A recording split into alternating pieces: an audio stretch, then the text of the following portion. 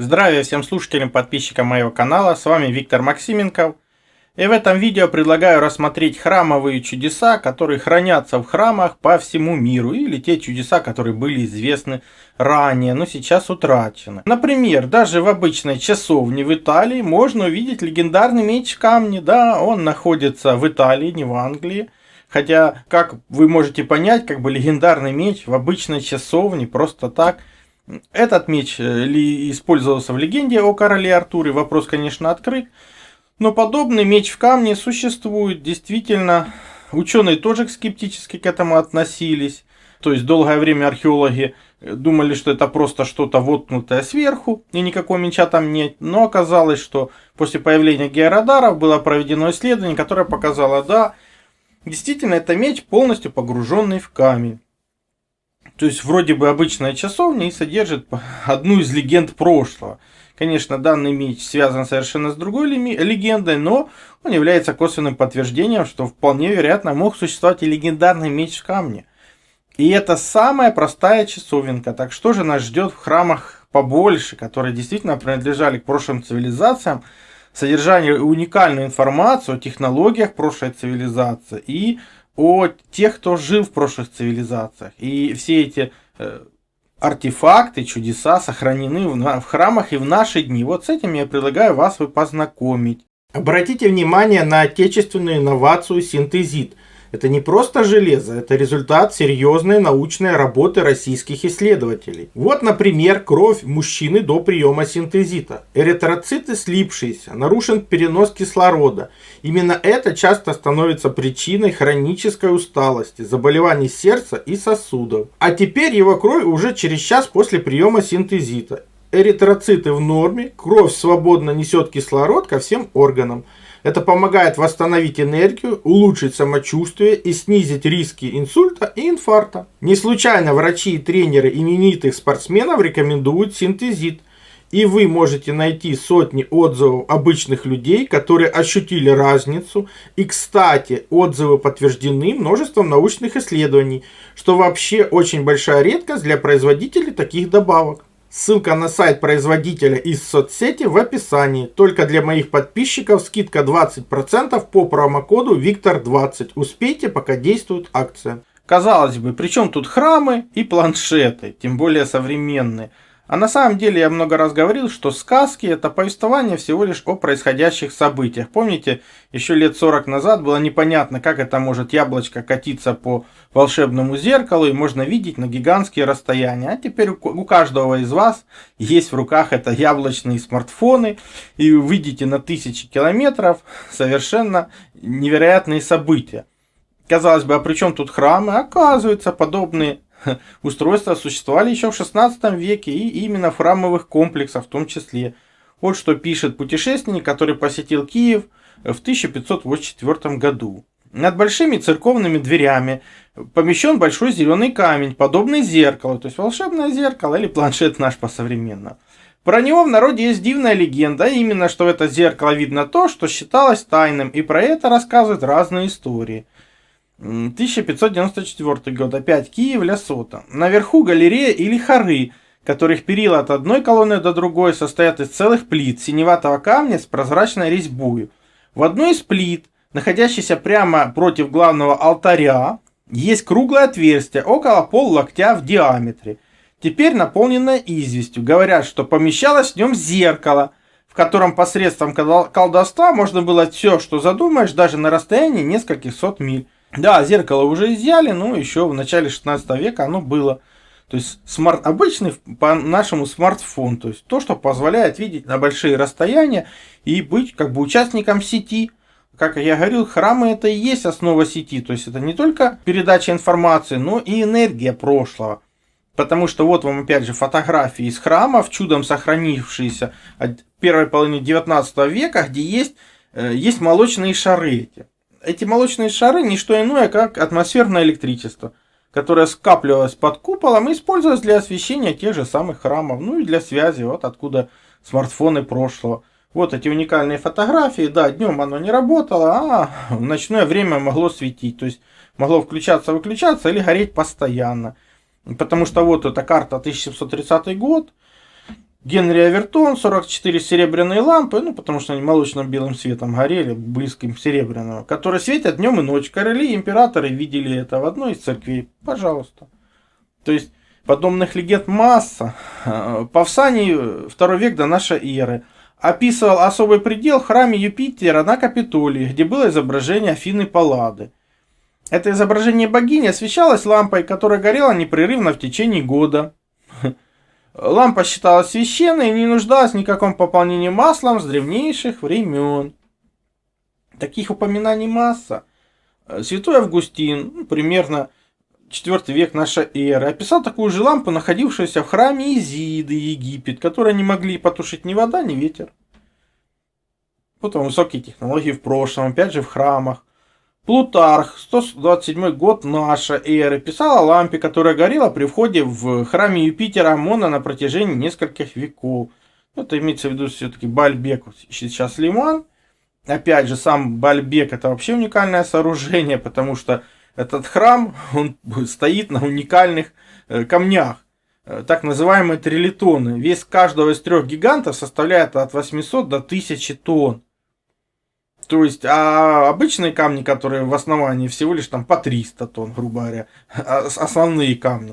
То есть, как можно было работать с такими весами 1000 лет назад, вопрос открыт. Даже в наше время это практически нереально. Да, возможно, но при напряжении всех мировых усилий, скажем так. Вот что хранят храмы до сегодняшнего дня. Представляете, что было еще в недавнем прошлом? Ну, например, сказочные или магические технологии. Магические это значит, они настолько высокие, что нам непонятны. Перед вами уникальная фотография из одного из храмов в Индии.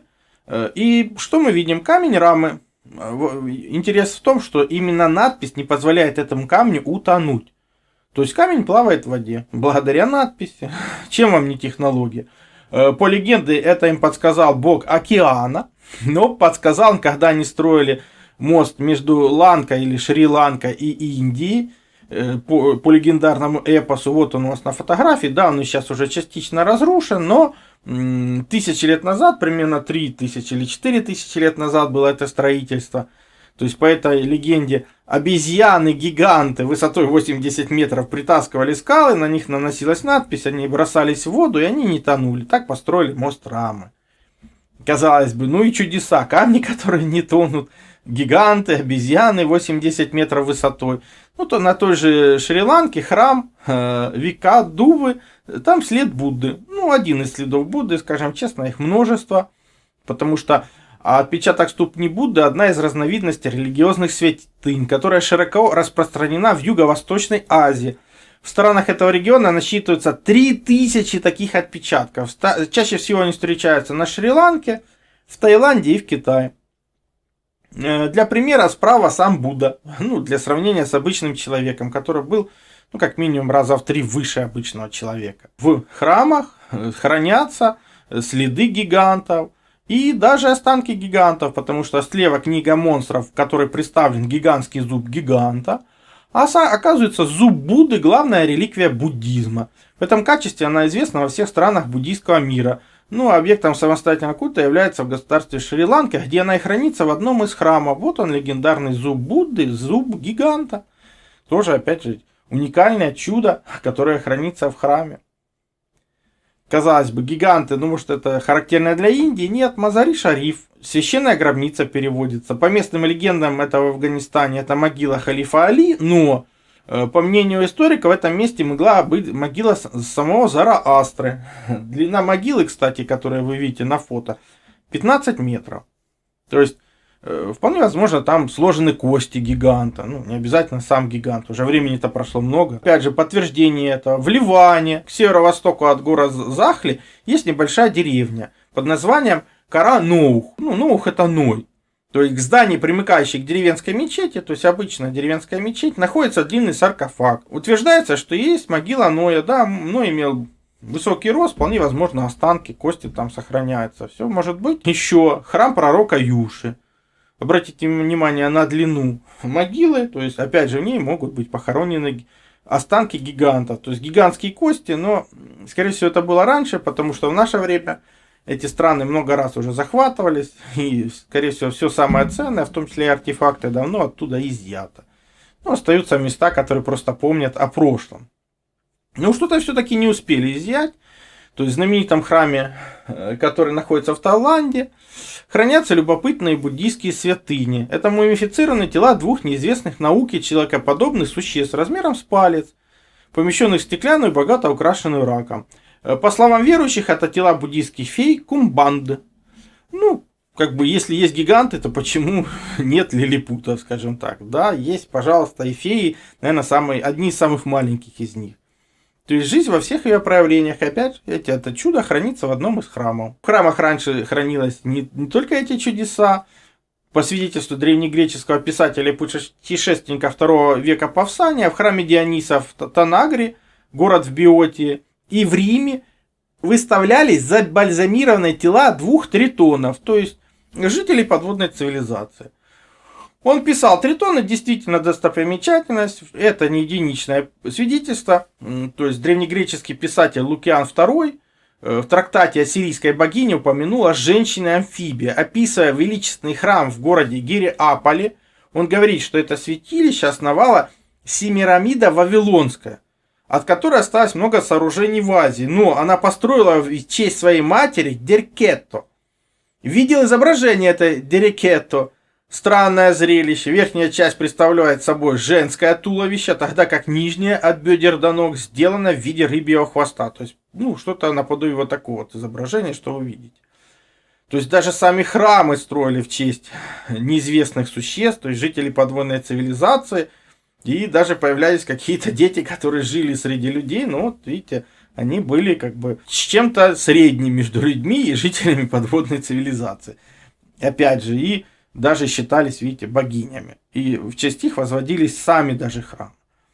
То есть храмовые комплексы прошлого и настоящего продолжают содержать уникальные артефакты, чудеса, которые не все еще полностью уничтожены, разворованы, спрятаны. И поэтому давайте дальше собирать информацию, чтобы понимать, какой же мир был раньше, и какой сейчас нас окружает, что же еще сохранилось. То есть повторение мать учения. Все ссылки на использованные материалы в описании под видео и в конечных заставках. Также переходите на мой сайт, ссылка есть в первом закрепленном комментарии под каждым видео. Там размещены мои статьи, в том числе и запрещенные на других платформах. Плюс там же существует и магазин. Магазин существует для тех, кто хочет и может поддержать мою деятельность, для того, чтобы я ее и продолжал. Я же смогу вам содействовать в том, чтобы вы узнали свое предназначение по дате рождения, либо освоили силу живой воды, проводили измерения, которые помогут понимать, что вы едите, что пьете. Плюс получили лучшие натуральные витамины, именно Иван-чай. Плюс, опять же, сила живой воды – это водород и озон. Именно эти две структуры воды помогают нам сохранить здоровье и вылечиться от любых болезней, потому что они универсальны, подходят как одному человеку, как и всем членам семьи. И один раз купленные не требуют других расходников. Плюс, например, детектор электромагнитного излучения.